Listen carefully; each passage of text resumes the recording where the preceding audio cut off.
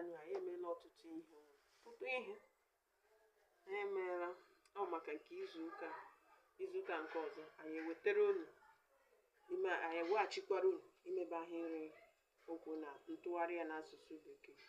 Ya m gwara unu na ihe a ọmụmụ awụ so n'otu n'ime ntọala ọmụmụ asụsụ Igbo anyị kwesịrị ịmụ. Ya ka anyị mụta ọmụmụ ya izuụka ọzọ bụ anyị alaghachikwe na nke ahụ anyị malitere n'izuụka gara aga. Ngwa ọ ka bụkwa n'isiokwu bụ iji mgbochi ume na ụdaume emebe mkpụrụ okwu.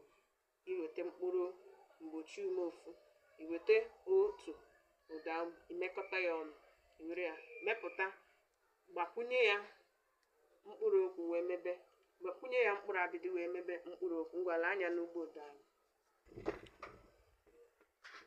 E bụ na I bụ mgbochi ume. I bụ otu n'ime ụda ume arọ nke enwere otu n'ime ụda ume arọ enwere. Imekọta ha abụọ ọnụ inweta bi. Ịgbakwunye ya ebi to live.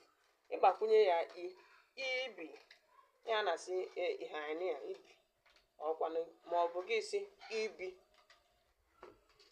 Ịgbakwunye bi ịgbakwunye o na bi inweta obi ma ọ bụ obi heart obi.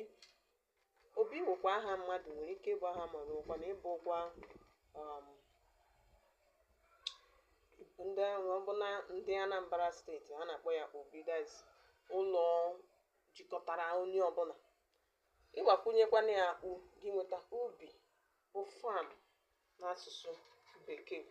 Ngwa lee ọmụmatụ nke abụọ. Fe na fe. Mgbe ịgbakwunye ya efe clouds. Ịgbakwunye ya ife to fly. Ofe soup.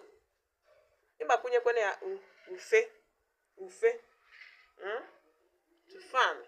to fan something, to fan or to fan ufe. Dere gabazie. Ọmụmatụ karịrị akarị mana asụsụ Igbo na-atọ ụtọ nke ukwuu.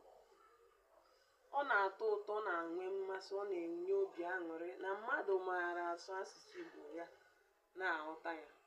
Ama m na ọtụtụ n'ime anyị bụ ndị Igbo amaghị mkpụrụ okwu ndị anyị mepụtara na mpụtara ya n'asụsụ bekee. Na-esonyere anyị, nyere m aka ịhụ na asụsụ Igbo a ọmụmụ asụsụ Igbo a na-eweta na-ezisara ya na social media ma na YouTube. Sonyere m na YouTube just by clicking on that link I will post on my YouTube on my for my YouTube channel.